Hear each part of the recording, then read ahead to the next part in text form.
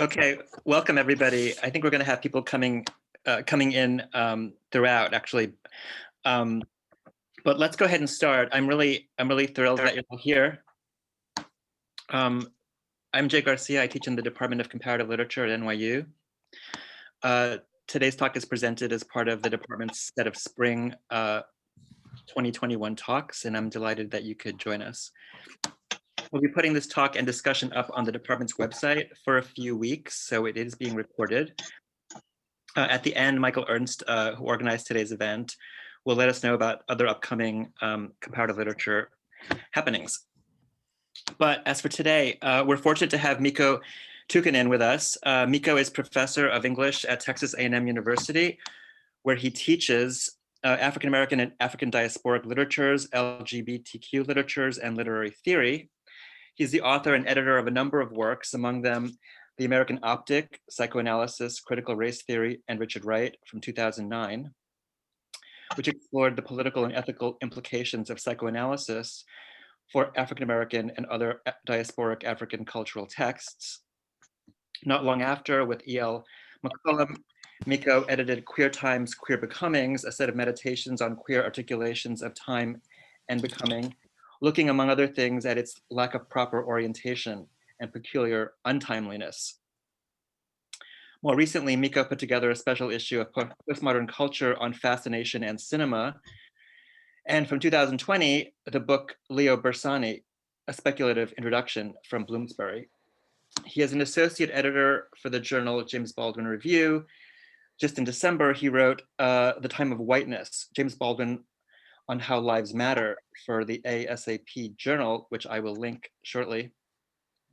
Today, he returns to Baldwin, this time sharing with us a portion of his book in progress, tentatively called Time's Witness on James Baldwin. He will talk to us about James Baldwin on aesthetics and the sacred. Please join me in welcoming Mikko Tuhkanen.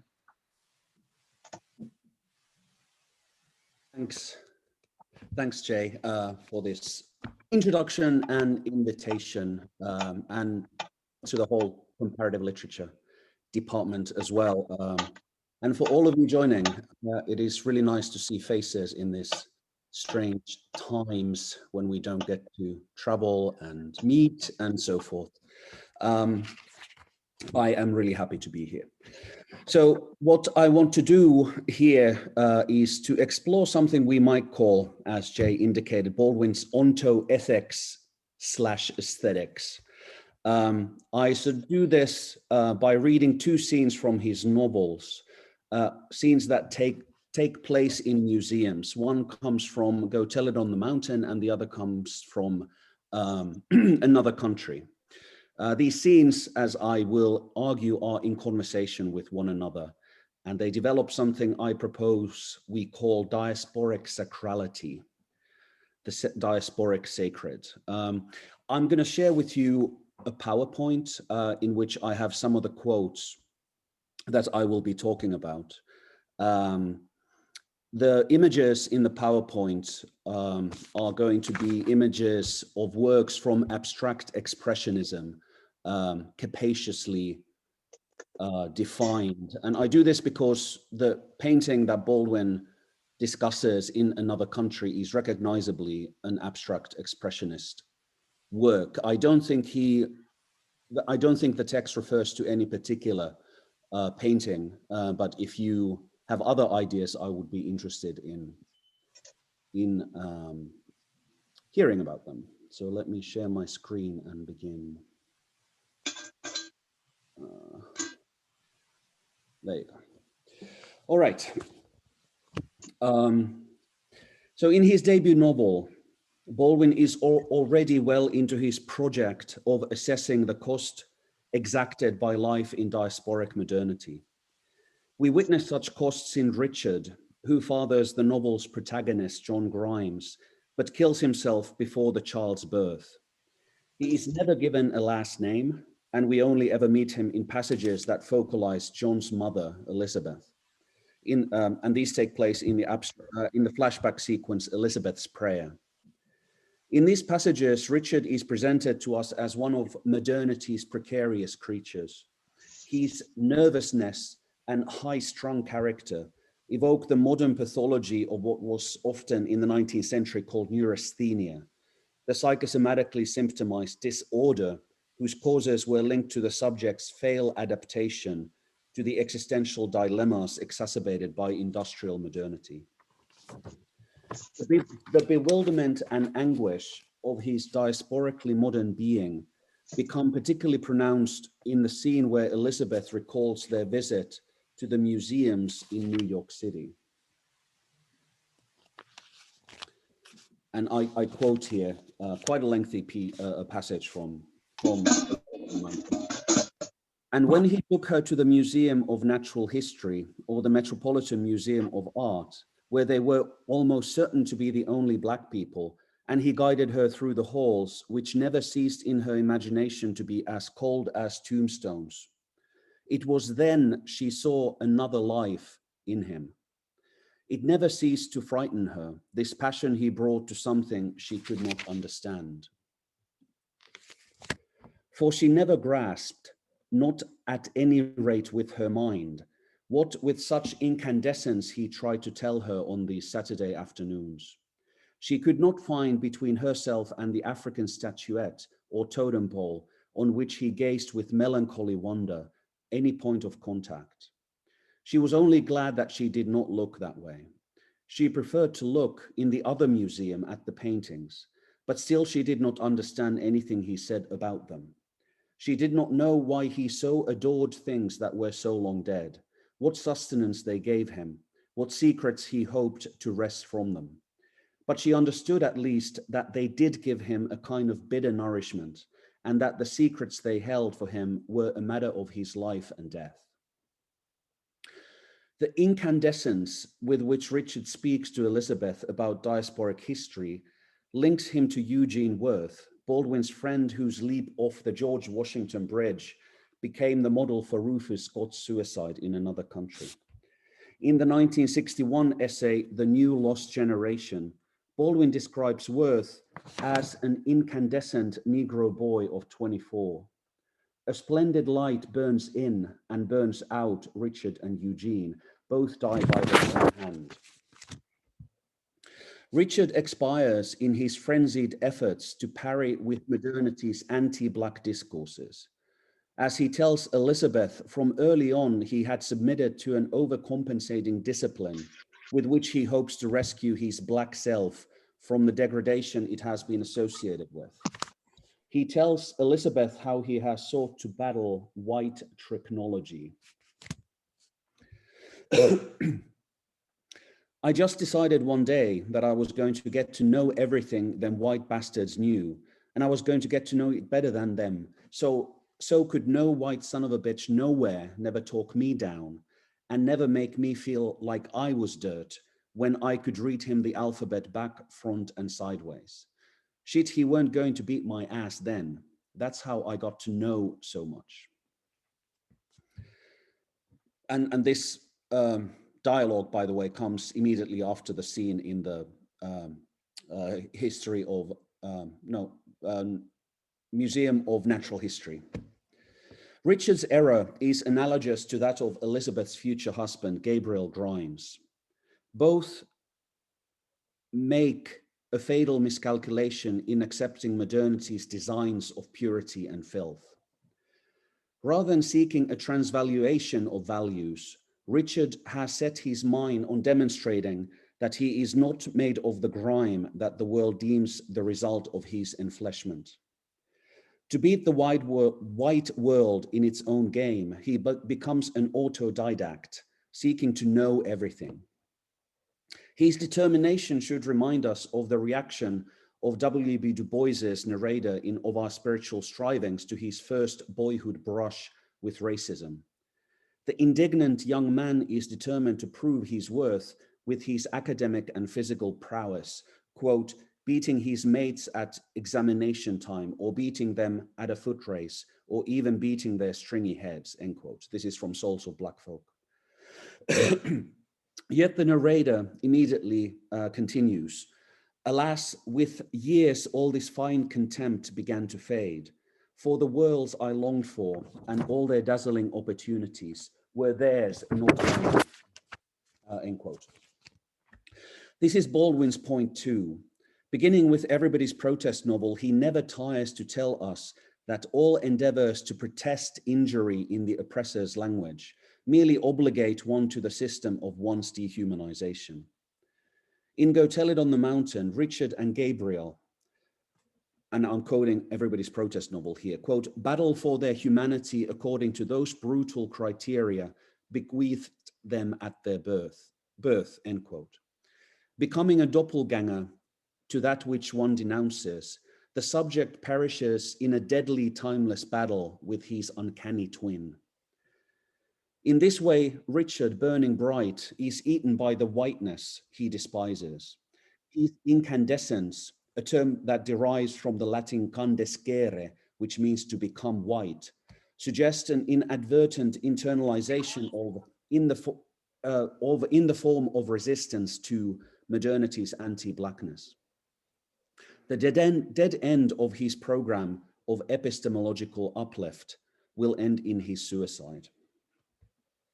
Everybody's Protest novel is, of course, about another Richard. Richard in Go Tell It on the Mountain looks at the African statuette with the perplexed concentration that renders Bigger Thomas in Richard Wright's Native Son pensive brooding as he finds himself, quote, confronted and tantalized by a riddle whose answer seemed always just on the verge of escaping him, end quote. This is from Native Son. Like the enigmatic world that Bigger gazes, exemplified, say, at the abstract art in the Dalton home, the African relic in the museum refuses to yield its secrets, which for Richard were a matter of his life and death. Responding to his inquisitive gaze with a stony silence, the stranded object solicits in Richard an attachment to an irrecuperable, unmournable absence, a melancholy wonder.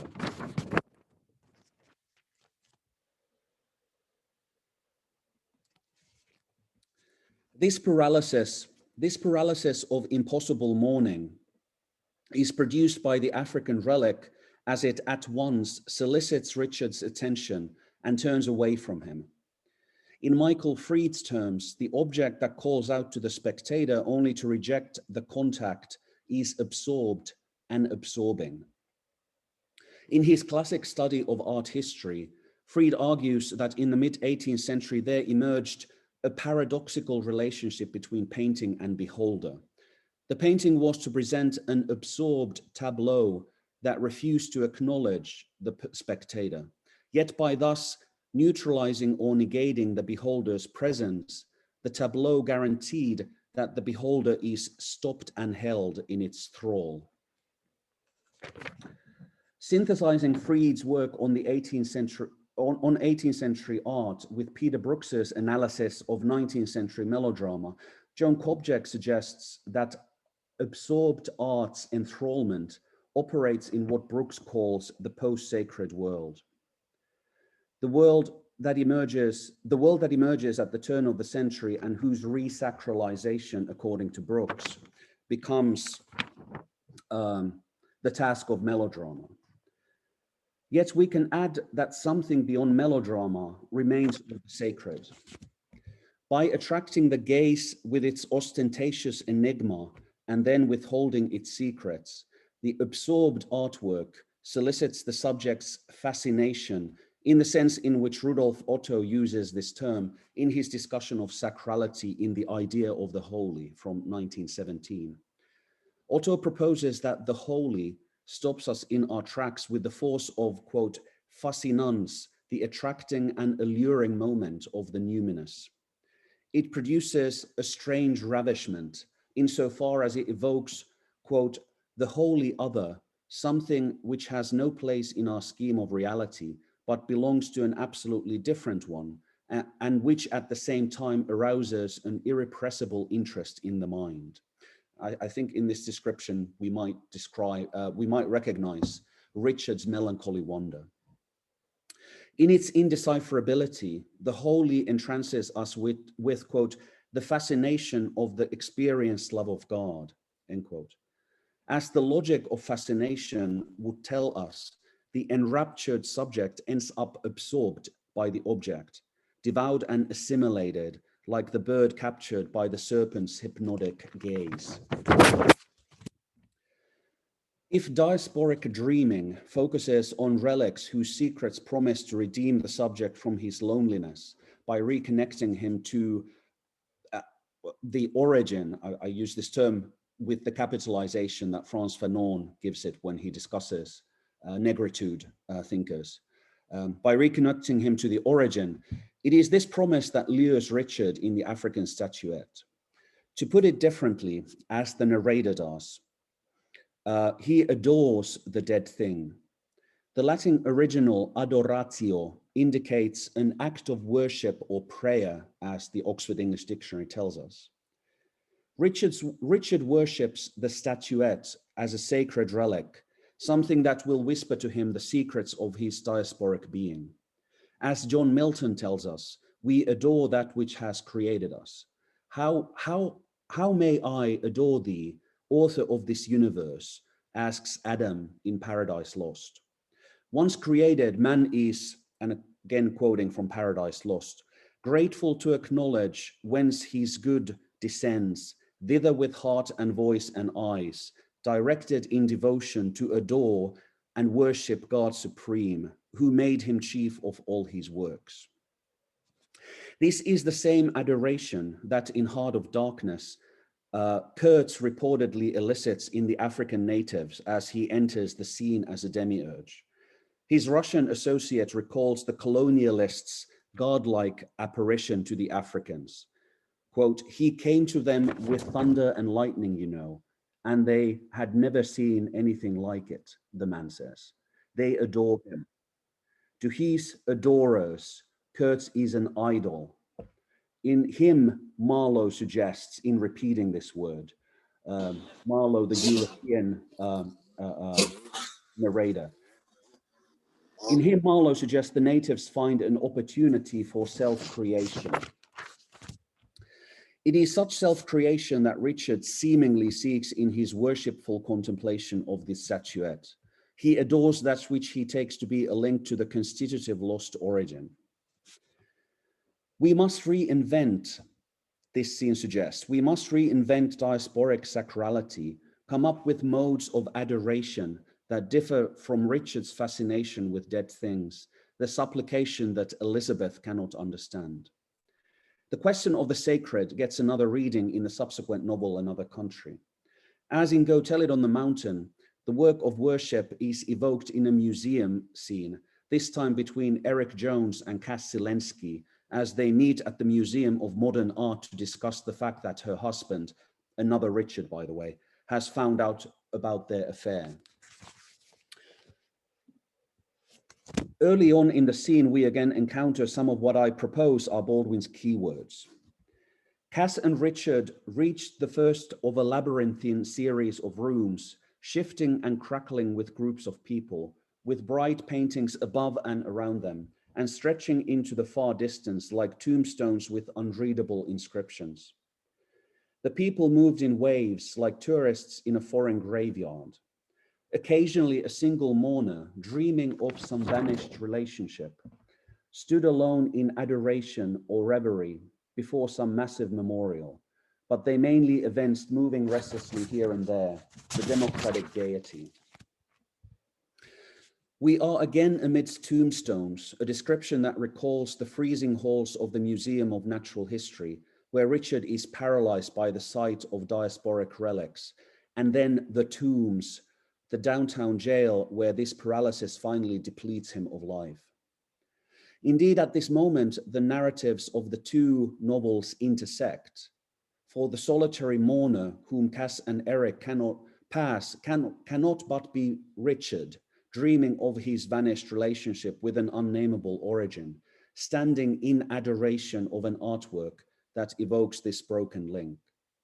We have moved from the Museum of Natural History to the Museum of Modern Art, yet Richard mournfully gazes at the stranded objects. This is not, however, the sole occurrence of the word adoration in this scene. The word repeats as Cass and Eric having left the lone worshipper behind, proceed, quote, through fields of French impressionists and cubists and cacophonous modern masters, end quote, and enter another hall in the museum. Here they encounter a painting that, given its description and its location at MoMA, we can take as a representative of abstract expressionism. They passed not far from a weary guard. As I was preparing for this discussion, I just realized that this guard, if one doesn't pronounce the post-vocalic R, sounds exactly like God, is a homonym for God. So they passed not far from the weary guard, who looked blinded and dazzled, as though he had never been able to escape the light. Before them was a large and violent canvas in greens and reds and blacks, in blocks and circles, in dagger-like exclamations. It took a flying leap, as it were, from the wall, poised for the spectators' eyeballs. And at the same time, it seemed to stretch endlessly and adoringly in on itself, reaching back into an unspeakable chaos. It was aggressively and superbly uncharming and unreadable. If the sacred relic that arrests Richard's gaze, a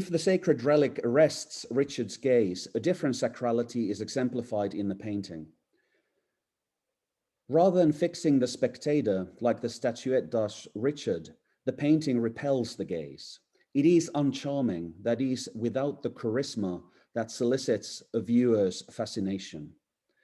We must turn away from it if we are to keep on looking, if we are not to be blinded by its cruel splendor. The poor guard, who even with averted eyes has had to spend time in the presence of this painting, looks blinded and dazzled, his body and being worn out by the stark radiance. He is disappearing into, eaten up by, a luminosity that should perhaps remind us of the light that John Grimes faces in his conversion experience in the final part of Go Tell It on the Mountain, a light he could not bear. Because of this, one cannot sustain a relationship of melancholy wonder to the painting. It refuses to be adored in the mournful supplication and epistemological hunger that mark Richard's posture. Rather than inviting the spectator's adoration by studiously ignoring him, the painting stretches endlessly and adoringly in on itself. Instead of offering itself as an object of worship, the artwork spirals around itself in self-adoration, jealously refusing any intrusion into its narcissistic speculative self-reflexivity. It goes for the eyeballs of anyone unwise enough to linger over its splendor. Yet its violence is not the kind of revengefulness exemplified by Gabriel Grimes's messianic visions or Bigger Thomas's fantasies of bombing the city that keeps him earthbound. In its reds and greens and blacks, the painting protests nothing. It repels any relation to the viewer, but does so indifferently, without malice. Its éclat is in its nature. In this way, the painting with its Pan-African colors figures an entity whose viability Baldwin, from his earliest work onward, has been interested in testing. And this is the self-determining Black subject, unbeholden to and unconcerned with the white gaze. The light that Cass and Eric cannot bear is that of a self-adoring, which is to say self-generating, diasporic being, one that does not solicit the world's attention for approval or in protest. The figure of the self-generating subject points to a familiar concept, the individual. Here and elsewhere, Baldwin insists that we reassess the potential of this overused, it often has seemed exhausted notion. Amidst his contemporaries, he of course would not have been alone. As scholars have noted, abstract expressionism was readily weaponized in Cold War politics because of its practitioners, or at least their advocates, effort to reinvent such familiarly American values as individualism. What Michael Leha calls abstract expressionists' resolute individualism was vaunted as a solvent of the presumed conformity demanded by other major Cold War regimes. In complicated ways, Baldwin moved in both agreement and asynchrony with the ethos of the highly individualistic age. Like his contemporaries, he often bemoaned the presumed generic facelessness of the Cold War culture. He was never far from joining Norman Mailer, Philip Wiley, Arthur Schlesinger Jr., and others in their lamentations over the crisis of masculinity of post-war United States. Yet he also recognized the ways in which various programs to address such ailments plugged into the mythologies, for example, that of rugged individualism, that sustained Diasporic Modernity's disavowals. In a 1970 interview, he draws our attention to the paradox encountered by anyone who seeks to actualize what the habitually evoked concept promises. This is what he says. Well, if one is trying to become an individual in that most individual of a countries, America, one's really up against something. Yet this is my claim, this is precisely his project. Beginning with his earliest texts, he seeks what remains of singularity beyond the American mythos of individualism. In his 1949 essay on protest novels, he points to an ethics that entails one's unbinding from the exigent definitions that have brought the subject to the world.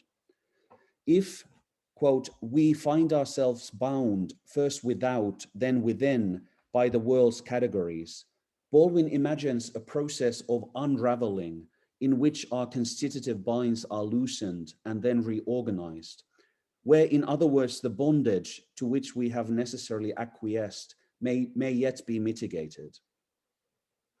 Whereas projects that solicit the recognition of one's dignity in the eyes of a contemptuous and pitying world merely confirm such bondage, we must court the mortal danger of plunging into what Baldwin calls the void.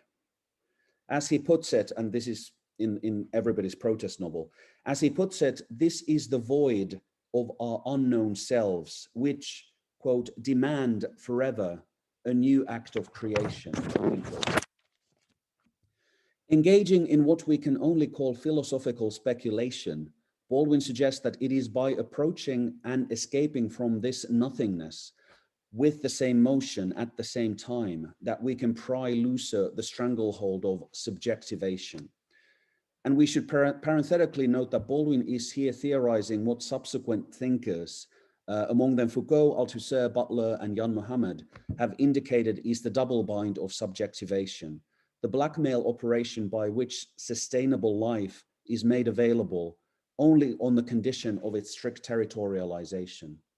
To use Ed Pavlik's phrase, Baldwin is speculating about the possibility of a livable coherence for the diasporic subject. The MoMA painting suggests the dynamic of unbinding and reconstituting that Baldwin describes in Everybody's Protest novel. Like the void-oriented being of the early essay, the self-adoring painting reaches back into unspeakable chaos. The Pan-African colored abstraction on the museum wall figures the aesthetic creation that Baldwin begins to think about and never ceases returning to in the 1949 essay. It seeks to imagine a movement of incomparability and singularity that would somehow remain indifferent to the world's solicitations.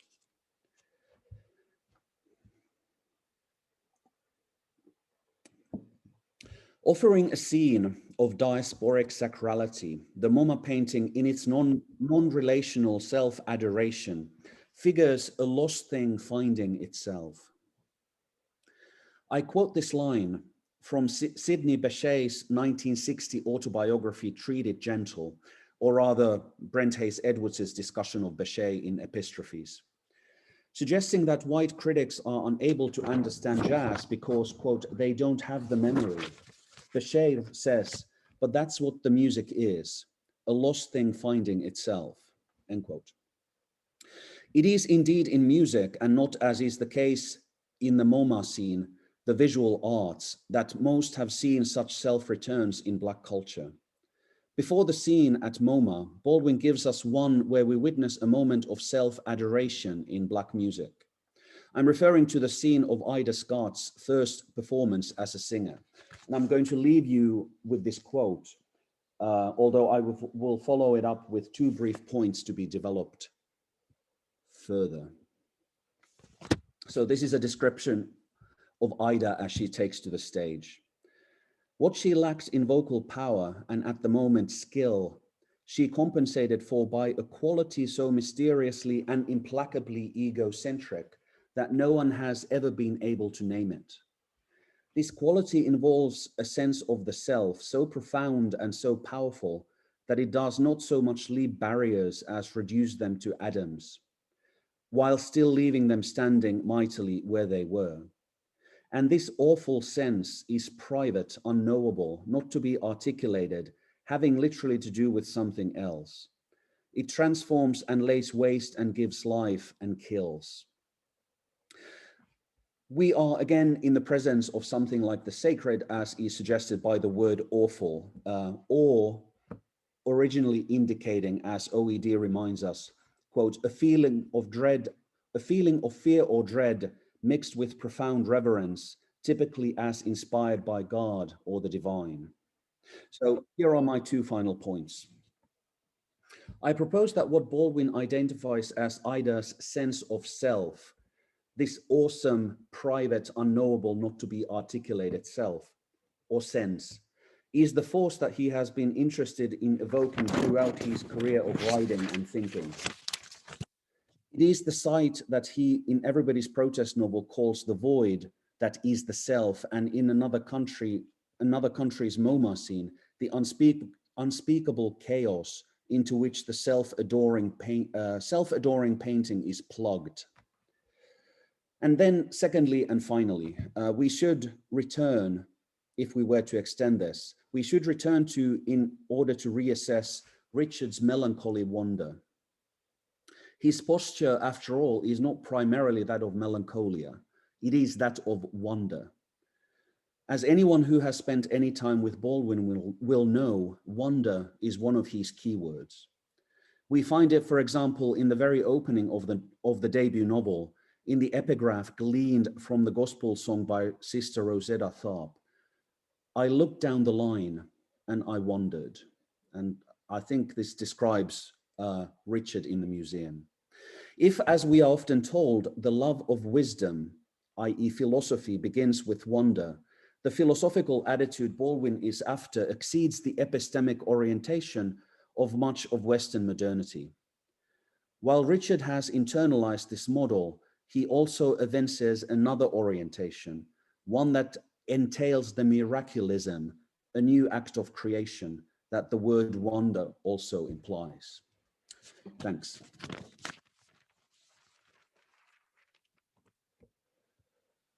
Do you guys want me to leave the PowerPoint on in case we want to revisit the scenes? Maybe take it down for now, Mikko. Okay. Great. Thank you so much, Mikko, for that. And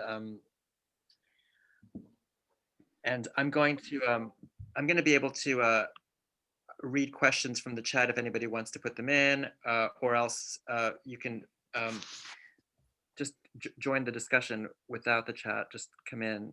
You don't need to wait for me. But I thought I would start off with this, which is that before the talk started, we were discussing work around Baldwin today, and Justin Joyce is actually with us today, who is from the James Baldwin Review. So feel free to chime in. But we were saying in general terms that so much of the work on Baldwin has been historicist in orientation. And I think there is a fair amount of biographical work that's still going on today, a number of biographical projects that are underway. But I think I think it'd be great to hear you, Mikko, just say a bit more about what you bring to the Baldwin corpus, because I know that you're very familiar with the historicist work on Baldwin, but it's not actually it's not sort of the approach you adopt principally. Maybe you can say more about your relationship to that scholarship, and then also where you come in. Sure. I mean, I think one should hasten to add that it's not necessarily bad to do historicist work, right? But you're right in that I think necessarily, well, I don't know necessarily, but Baldwin scholarship has been what we could widely call historicist, sort of interested in the historical context in which he writes and so forth, which is, you know, part of this project as well, in terms of thinking about what he takes from the commentators or how he relates to the commentators of the so-called crisis of masculinity in America, or the sort of sense of individualism that became so useful for Cold War politics in abstract expressionism. But I'm also sort of interested, and this is a kind of a, what one might call it, a bleed over from my other work, for example, on Leo Bezzani, because I think Baldwin also thinks about what does art do in a sort of interestingly ontological ways. I think he is a kind of a philosopher in certain ways, and he wants to think, and this is where the sort of phrase ontoethics aesthetics becomes useful. So I'm interested in looking at his thinking of what is the relationship of art and being, which is an old question, of course, in Western thought. Art has often been thought of as being some kind of a place where being happens, or we see being done, and so forth. This is Leo Bezzani's approach to art, from which I have learned a lot, and I sort of recognize this in a lot of Baldwin. Like, I mean, he's sort of like, I mean, these references that sort of echo with existentialism, and in Everybody's Protest novel, he quotes a line from Camus, for example, that he doesn't acknowledge. So I mean, he is related to all these histories of philosophy as well. So I'm not particularly interested in making arguments about influences. I'm just interested in sort of seeing what does his writing do? I mean, what is his ontological project? I think that's perhaps something that's where I want to nudge Baldwin scholarship a little bit to another possible trajectory.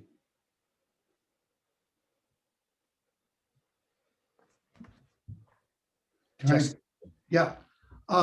think I agree with you both in that, Mikko, I want to echo that there's nothing per se wrong with historicist work, and there's been a great deal that we have learned.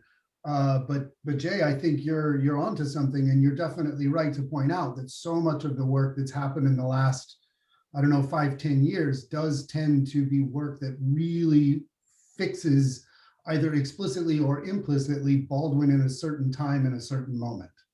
And even the more close reading kind of things, right? I think there's a whole bunch of reasons why that is the case, right? But I will say that even some of the more recent things that we've received at the journal that are really sort of focused on a close reading project, I don't want to pigeonhole anybody's work, but they tend to be attempts to reassess or recuperate some of Baldwin's later novels, right? Because there's a whole bunch of earlier scholarship that basically, you know, after the mid-60s, Baldwin goes down, right? He's less of a writer. And so there's that, I mean, I'm not advocating that, but that was a position for a long time. And so even some of the recent work that is focused very closely on Baldwin's technique and the aesthetic moves and all that is almost an attempt to, well, not almost, it does read as an attempt to recuperate and reassert, no, this is a brave, bold, new experiment in aesthetics. And he's right. So I think you're right that there is a trend towards not being involved in the strict close reading aesthetics for its own sake. Mhm. And I think there's a whole host of complicated reasons why the field in general has gone that way. But yes, I'll just sort of leave it at that, unless if we want to talk more about that, sure we can. But yeah, I think you're both right. I mean, it strikes me now that like an example of work that I sort of admire on Baldwin, although it is on other things as well, is Ashton Crawley's The Black Pentecostal Breath. Where, I mean, he has a chapter on, I think it is a chapter on Baldwin, but like, I mean, he really thinks about the breath and blackness and in very philosophical ways, and sort of breaks away through this frame from a certain reading of Baldwin. I mean, that's one example to turn to, that if people want to check it out. Well, even I would just sort of add to what you're saying, there's a kind of interesting thing about how you go back to certain texts. I mean, so even an essay like Everybody's Protest Novel, which is probably one of his most widely known, if not the most widely known, is not really a text that you investigate in terms of its content. That is to say that you're not talking about what he says about Stowe or what he says about Wright, but rather in some other way. So could you say something about how you enter a text like that one to find the things you're looking for? Well, I mean, you know, like repeating and rinsing and repeating and rinsing, you know, that's kind of, I mean, it's close reading, right? I mean, it's sort of, you do find like stunning things. Like, I mean, the essay, but you have to sort of repeat things, you know, because I mean, you come to a text inevitably, especially Baldwin, through a received reading. But I mean, the essay is stunning in its ending, because where he talks about the void, and he gives us, I think, a theory, like a critique of subjectivation. You know, how we become subjects and how we are subordinated through that movement. And he talks about binding, how we are bound and it's a bondage, and how we have to sort of unravel ourselves. I think he gives us a theory of the subject. Another thing about that, you know, reading is that, I mean, he has this repetitive, I mean, in the book that I'm writing, I'm thinking about the legacy of the Lutheran Reformation and Protestantism in Baldwin, and in that early essay, and I don't think, like, weirdly hasn't been noted, but he calls Uncle Tom's Cabin Harriet Beecher Stowe's good work, and he says that sentimentalism is a regime of good works, and this is what we need to get away from. And so he sort of gestures back to what has often been called the origin of modernity in Luther's rejection of good works, and that we need to become individuals who have a relationship to the sacred. This was Luther's point. And I think Baldwin, you know, weirdly, and again, I'm uninterested in authorial intentions here, but seems to be sort of suggesting that we need to get away from good works and start being what can only be called individuals in some complicated ethical way. I'm not sure if that answers your question of how to approach this, but like, I mean, close reading is somehow the thing. Great. And Tyler, I don't know if you want to just come in and mention your point, which I think is very well taken. I can. I mean, I'm loath to get on video because I'm ungroomed, and in your recording, but I can do that. I actually want to. I mean, I mean, Mikko can read the point. I mean, I don't. I mean, I'm trying to remember all of the different essays in the collection of Baldwin now. I mean, I think we are in the last 10 years, maybe in a more historical orientation. But to me, Baldwin was used, if you want to use that in terms of identity politics, in a useful way around Black queer studies as an emergent field. And a lot of that work was, you know, not rooted in a kind of historical study of it. In fact, that was kind of some of the problems within it in terms of Baldwin's own orientation to gay identity as a social position, that people like had to kind of overlook that to use it in a certain way. So, I mean, I'm not really invested in debating that, but I think the point around the later novels or a historical privileging is true, but I don't think that's always been I think the critical tradition says otherwise, that it's more complicated than that. But I'm actually, I'm not going to ask this in a smart way, because Mikko knows me well enough that I don't mean it in a hostile way. But I want to just know more about the diasporic, because I'm completely convinced and taken with the reading of the aesthetic and the sacred. And actually, I've always been fascinated with Richard as a character, and you've given me so much to go on for Go Tell It on the Mountain. I feel like I'm always thinking about that character and his aesthetic bend. But I feel like I didn't get the diasporic part of your theoretical formulation. Right. No, that's a good. I mean, first, I mean, I do agree with. I mean, those what I said about historicism. I mean, is a simplification to think about what might be a certain specificity of what I want to think about. So, sure. I mean, that's a good point that you bring out. But in terms of, I mean, I have the phrase diasporic modernity, and with it, I refer not only to. I mean, ever since Paul Gilroy's Black Atlantic, I mean, it has become a sort of critical commonplace that Western modernity is inextricably linked with the African diaspora. There is some constitutive link that has been disavowed. What I'm interested in Baldwin, I mean, Go Tell It on the Mountain already articulates this very well. And somebody like Richard Wright is that they are already thinking about this and showing this in the 1940s and 1950s. So when I talk about diasporic modernity, I talk about this constellation that these artists have been exploring for a long time. You know, the fact that what is often taken as the emergence of Western modernity in the Reformation coincides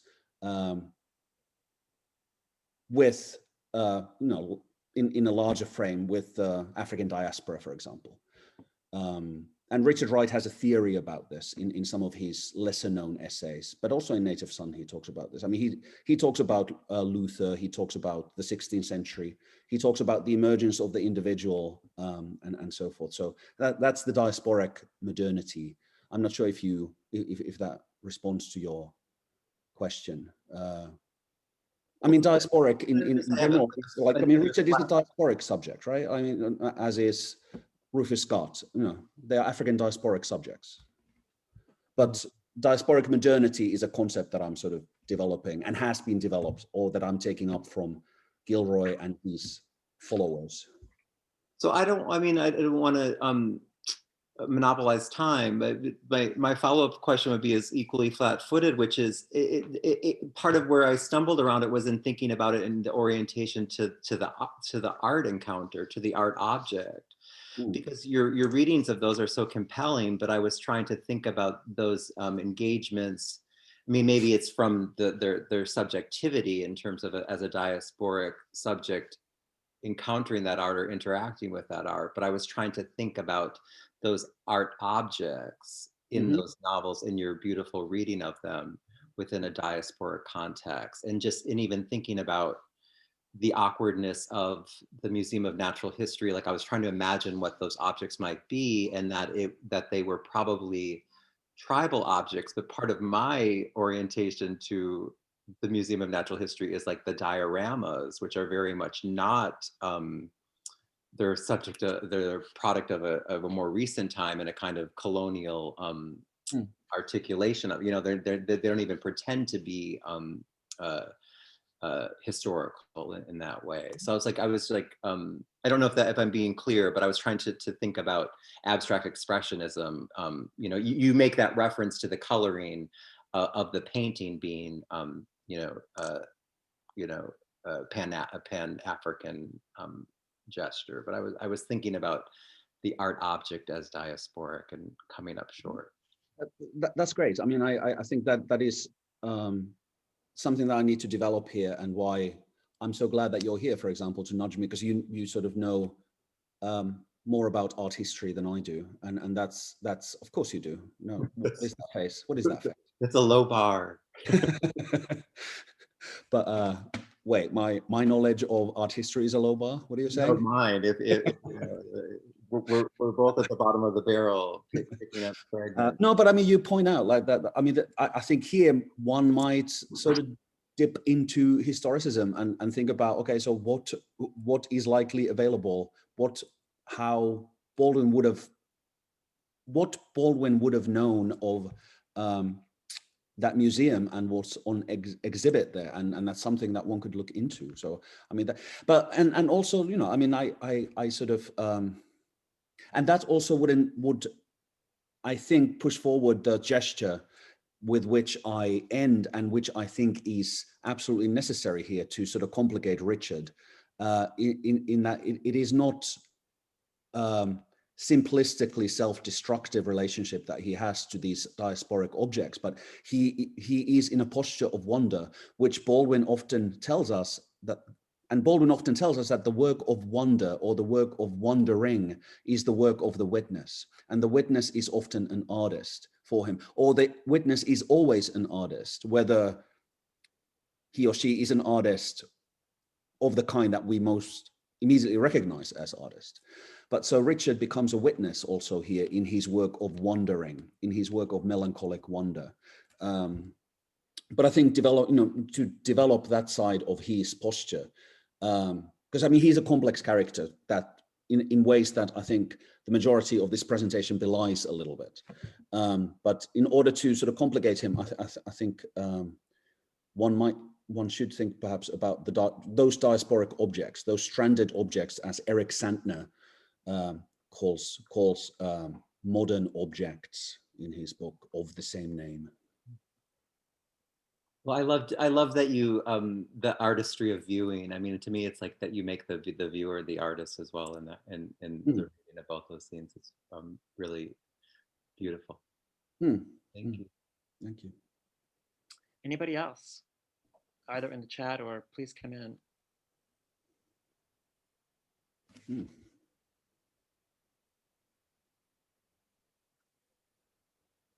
Do you mind if I read Eyal's comment in general? If abstraction, go ahead.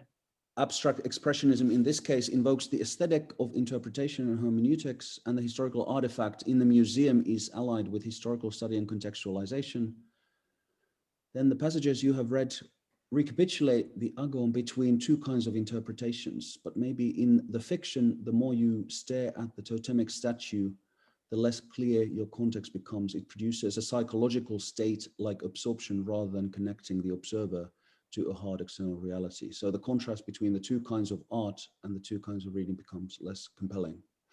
Do you want to continue, Eyal, at all? I don't want to do a kind of deconstruction 101 kind of reading, but it seems that you're asking for a rethinking of the contrast between the two kinds of arts that are highlighted in the passages.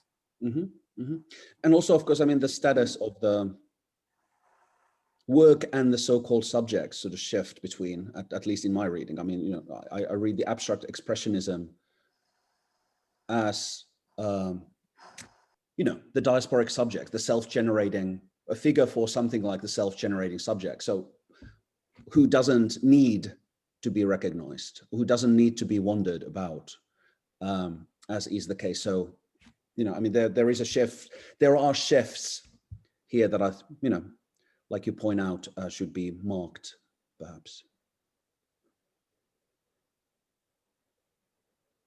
I wonder if I could ask a quick question about Bersani, since you've worked so much on him and you invoked him when you were talking about the onto-ethical and the aesthetic. I wonder, does the sacred here then end up returning to a culture redemption, or? No, I think the sacred, and which is a term that Bersani would never use. I mean, I think the sacred is precisely that which is not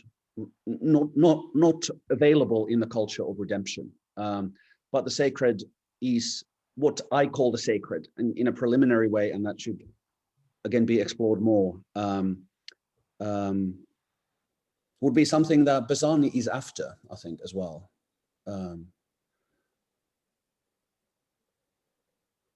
It is not, something beyond the culture of redemption. Something beyond how art, according to him, has been conceptualized as this compensatory mechanism for our ravaged beings, somewhere where being becomes cohesive and so forth. Does that make sense? So the sacred doesn't belong to the culture of redemption. I mean, that's sort of a larger frame. Yeah, Justin. Yeah, so I wonder, Mikko, and this may or may not get to some the point that Eyal raised. I wonder in your conceptualization of this, where Buford Delaney comes in, or like Yorzan Kazak or Richard Avedon, right? Because Baldwin had a deep appreciation and long relationship with Delaney, who was a very abstract impressionist painter. And that really impacted his Baldwin's view of art and witnessing and all that. And then with the other two, he actively collaborated with the merging different kinds of art. And so I wonder if you've I think gone down that path at all. Yeah, I haven't, I think there might be here in the audience people who might be more skilled at talking about this. I mean, I'm sort of, in other words, I haven't done this work that you That's fair. Pointing to, but I am thinking, I mean, that famous scene, it's not in the Delaney, I think it's in an interview. Yeah, it's in an interview where Baldwin talks about how Buford Delaney teaches him how to look. They look at a puddle on the street, and Delaney says that look there, and Baldwin says, I see nothing, and say, look again. And so they look together at something. And I think this looking together is a gesture that exceeds the epistemic, the sort of search for knowledge that I think marks Richard's orientation of trying to redeem himself. So in that sense, Buford Delaney, I think, is important. I'm not, there's also in another country, Vivaldo is working so hard to understand Ida. He's really trying, and part of this trying to understand Ida is an effort to crack her sexual enigma. I mean, there are these sort of, if you teach another country and teach the sex scenes in another country, students will laugh, they will giggle. I mean, they are so overblown. They are so sort of, there's a pathos to them that is ridiculous. I sometimes wonder if this was Baldwin's intention, to sort of critique Vivaldo's effort at understanding Ida sexually. I mean, it becomes such a clearly, I think Baldwin is echoing Heart of Darkness here. Marlowe's penetration of Africa is sort of echoed in Vivaldo's penetration of Ida's dark continent. And that is sort of coincides with his effort to understand her, to get knowledge about her. But then, and I think this is also Richard's effort to understand, to know everything. Vivaldo also wants to know everything. But then there's this earlier gesture that Vivaldo makes to Ida, where Rufus has disappeared, and Ida is off her head with worrying. And Vivaldo says to Ida, maybe we can look together. And I think this gesture of looking together is something that perhaps goes beyond the epistemic. And I think it's also what Buford Delaney is offering to Jimmy, that they can look together. So, I mean, that's another chapter that I'm kind of developing this, how do we get beyond the epistemic compulsions of modernity? And I think where we go from the epistemic is the aesthetic, that it is aesthetic subject that Baldwin is after, and that Delaney is also teaching Baldwin how to approach the world aesthetically. Yeah. Not as an enigma to be cracked. And and it's interesting. And if anybody has read Barzani, like, I mean, there are echoes of Barzani here, is that this epistemic compulsion is a sexual compulsion as well in another country. I find this really interesting. But there is an ethical necessity for us to move beyond this, to somewhere like the aesthetic on the painting on the museum wall that burns your eyes, that goes after your eyeballs. Other questions?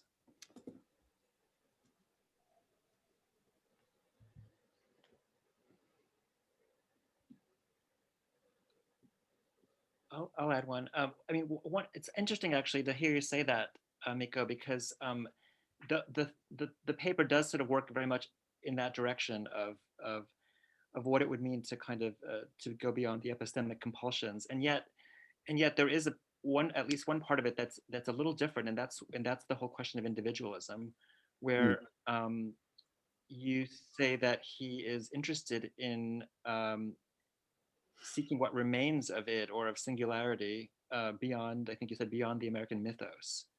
So there is a kind of it's not about necessarily surpassing an epistemic compulsion, but actually sort of retrieving something that seems, if I hear you correctly, retrieving something that remains somewhat useful, and to use Zucker's word, maybe kind of even redeeming something that's there. Right, but I mean, the individual is always an artist in Baldwin. So I'm not sure the link between the epistemic and the individual.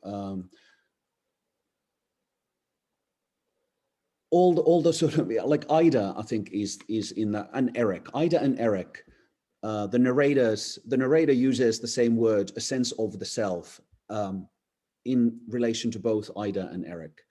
I think they are somehow figure the possibility of an individual that can be, I don't know, redeemed, if that's the right word, but can be potentialized, actualized from the ravages of modernity. If modernity begins with the promise of the individual with Lutheran Reformation, then the argument has been that something went wrong immediately at birth, and this promise was aborted.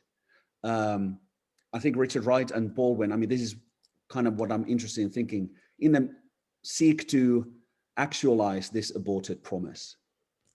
And Baldwin suggests repeatedly that this happens in aesthetics, through aesthetics, not through knowledge, which, again, to be really simplistic and overly framing, has been the orientation of Western modernity, the epistemological compulsion.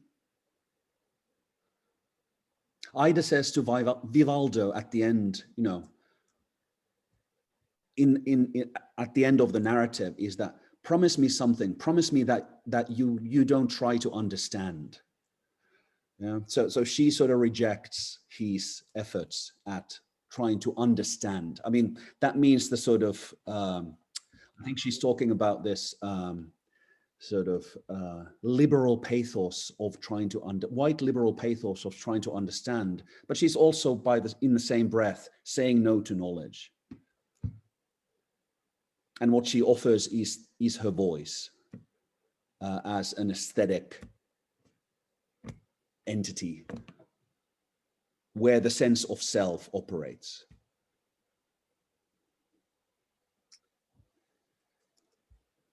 Great.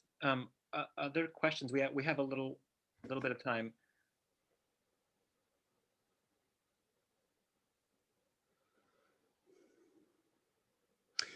Well, I mean, can somebody? Well, I mean, the question was my choice for the Hale Woodruff's painting. I don't know this art history that well or well enough to sort of comment on this. I mean, is there somebody else who might say something about that painting or perhaps its resonance, the Afro emblems?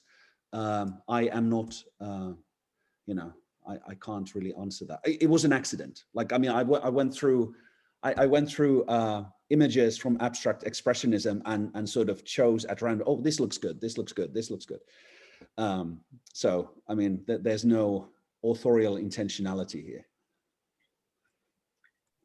Yeah, I just thought he was an interesting figure because he kind of goes back and forth between what kind of like historical realists and a kind of social history type of muralism, and then a very like abstract idiom of pictorial idiom. So, and I thought in some ways his career can sort of dramatize these two poles of kind of seeking some kind of affinity with either a kind of tribal artifact versus this sort of abstract work of art.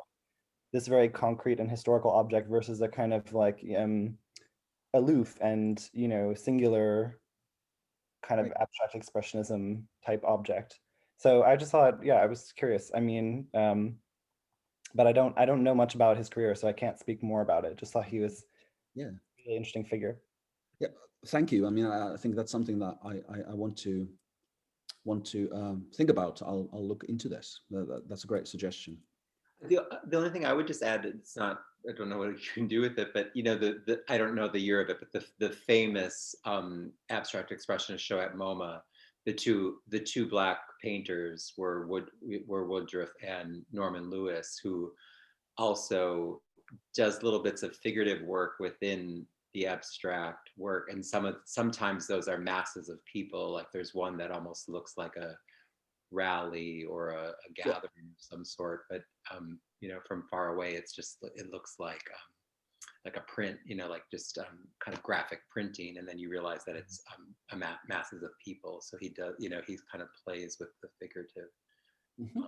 But I know that there's art historians have things to say about the racial politics of that particular show, and of course abstract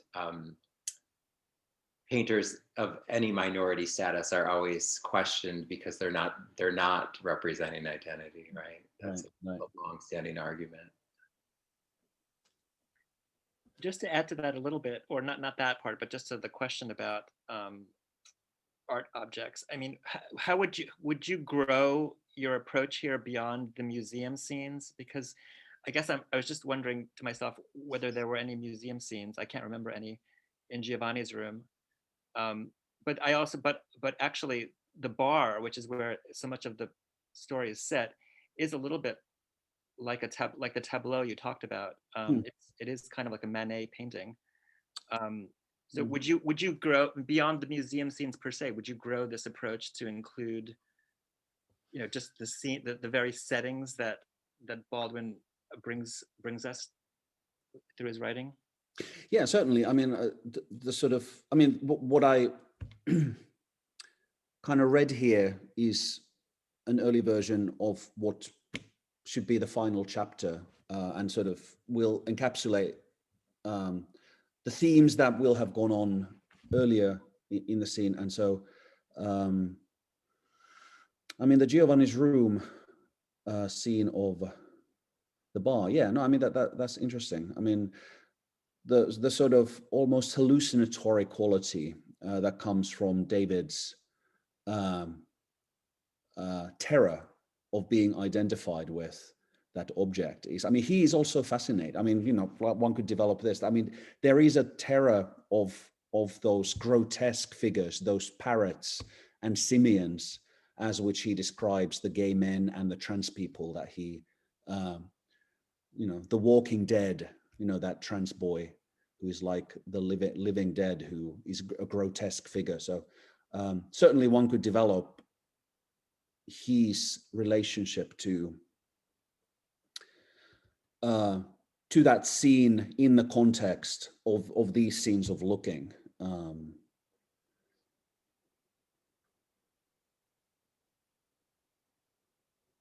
I mean, you know, like, I mean, what Baldwin calls the culture of modern homosexuality is one place where, for him, is one site of the failed individualism, is one site of where existential terror is symptomized.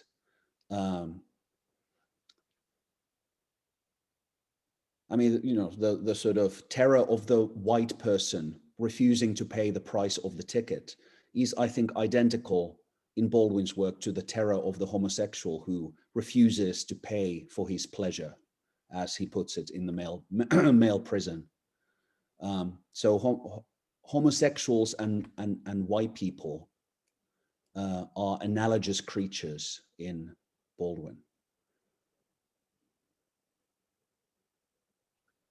Chattering away. They all chatter. They all chatter. Daniela, you had a question. It'd be great if you could just read it, but it's up to you. I can read it too. Sure, I can read it. Would you say, hi, sorry. I said, would you say that Baldwin is torn between the epistemological and the aesthetic orientations you describe? From reading him, he seems also quite committed to knowledge as such. But I do definitely find him dramatizing that conflict, the struggle to accept that we cannot know and maybe shouldn't try. Yeah, or maybe he wants to, there is an effort to reinvent something like the epistemological drive. I think he understands, maybe he understands knowledge as, or the accumulation of knowledge of the other as something, as a process that Hegel might describe bad infinity, where we just get bits and more bits and more bits, but nothing qualitatively changes in our daily operations. The more knowledge we have, I mean, it's just quantitative accumulation. There's no leap, there's no new act of creation, as he calls it at the end of Everybody's Protest novel. But also he's interested in the violence of knowledge, the violent knowledge, trying to know the other as a violent orientation, as an imperial orientation, which is in another country exemplified by Vivaldo's efforts to get to know Ida. But certainly, yeah, I mean, we want to look at other passages, other moments in his work where he does talk about knowledge in a different way as well. Thank you, Daniela. Any final questions for Mikko?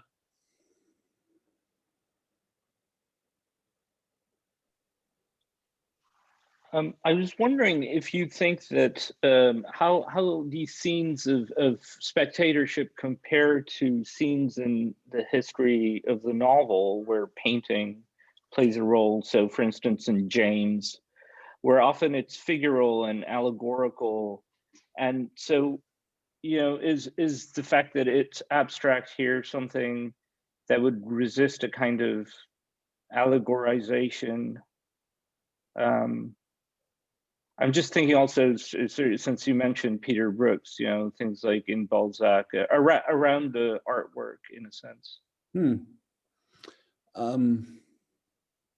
That's a great question. I mean, I'd have to sort of think about that really a lot. I'm not sure if I have an immediate, if I can even ramble on a little bit here. I mean, do you have a, like, can you ramble a little bit more? I mean, I think. Well, I mean, in the case of James, I was just thinking that often the paintings seem to be, or the objects seem to be sort of inscrutable and perspectival in a way that leads to a kind of discussion or disagreement or a conflict of interpretation and sort of projection about, you know, a third term, whether it's the relationality or an event that can't be spoken about that is being sort of spoken about through the object. So take the Golden Bowl or you know, the painting in the Sacred Fount. And here it seems that it's something different. What you're describing in terms of absorption, it doesn't seem to be shared in the same way, or even enigmatic in the same way. Good. I think that's a really productive suggestion. I mean, especially Baldwin's Jamesian, in the context of Baldwin's Jamesian orientation. I think he might be thinking, again, who cares? But like, you know, he might have been thinking about James's scenes. here, I mean, I'm also, I mean, there is another James and, another Jamesian spectator of art. Like, for example, I think it's Christopher Newman in The American, in the opening, where he is in a museum and is looking at the travel guide to inform him how to enjoy art. So, this is a touristy orientation toward art. I mean, was also Ricardo Montes, who is not here. Like I was talking to him years ago, and we were talking about the scene in MoMA in another country, and he made this great suggestion that when he teaches that scene, he often pairs it with the scene from Far From Heaven, from Todd Haynes' film, where I forget their name, but the black man is sort of, they are looking at abstract art, and they are talking about abstract art, and so they are trying to break through a certain sort of racial division, or the way that race is has been organized, or the way that they, as an interracial couple, possibly an interracial couple, can orient towards the world. So it is through abstract art that this reorganization works, and I thought that was a really neat suggestion. So I mean, that's another scene of looking at art in culture that one could think about. But the James connection is fantastic, and thank you for that. Great. Any other questions? Well, maybe in closing, you could talk a little bit more. I mean, Bersani has already come up, and I think that people reading your CV might think that you've been operating for a little while now in these two tracks, sort of the James Baldwin track and the Bersani work. But actually, I know that there are lots of connections between them in your thinking, certainly. So do you want to just say a bit about that, kind of as we begin to close? Yeah, maybe. I mean, like, I mean, it's I mean, that's true. Like, I mean, I sort of have at some point I thought of myself as somebody who does queer theory and then sort of African diasporic or African American stuff, and they were, I mean, there was no great project, great sort of scheme to bring them together, but like I think I perhaps like made a mistake early on in my career by sort of thinking that I have more time than I actually have, and I'm talking about biological life. But then, like that I can do all of these things because I was interested in all of these things, and I mean, it speaks of a certain megalomania, and like I'm in therapy for, but I think they are sort of, and I'm trying to, consciously, but also they are sort of gravitating towards one another through a kind of a methodological questions, and the sort of the question of modernity and the sort of ontoethics aesthetics of modernity is the sort of pivot around which I think both the sort of philosophical work on Bersani and others, and then the work on diasporic modernity sort of operate. I think what I find really interesting in both Bersani and Baldwin is that which I have already mentioned, the question of the ontological status of art. I think they both, in different ways, but in resonant ways, they are on the same frequency in insisting upon this, that art, and they are not only talking about art in museums, but being as art. They insist that they insist on thinking about art ontologically, that it does some ontological work for us. And in that, they are, of course, not alone. I mean, that there is a long history in thinking about aesthetics as an ontological category in Western thinking. So they somehow, and I think this is interesting. I mean, like, I mean, to situate Baldwin on that continuum might be indeed John Dewey, Kant, and so forth. But to situate Baldwin on that continuum might draw out gravitationally something new that we can say about him. Fantastic. Well, it's always great to hear what you've been thinking about and writing about, Mikko. And I hope that you get to New York soon. Oh my God. Yeah, so I teach in Texas, but I made I made a contract with the universe that, okay, I'll go to College Station, Texas, but only if I get to come to New York when I'm not teaching. I haven't left Texas in a year. This was not the deal. This was not the deal. Well, I'm eager to hang out when you get to New York, which I hope is sooner than later. I want to thank everybody for joining today. And I think just final thing, I'm going to let Michael Ernst, who's here, just let us know about an event that we're also hosting through Complet next week before I say goodbye to Mikko. So maybe, Michael, do you want to do that now? Sure, yeah, I mean, it's actually related because it's about art. So, I mean, there's that very faint link between this week and next week. But yeah, we have a panel discussion next week. It's Thursday from 5 to 7 p.m. It's organized by Mariano Lopez Seoane.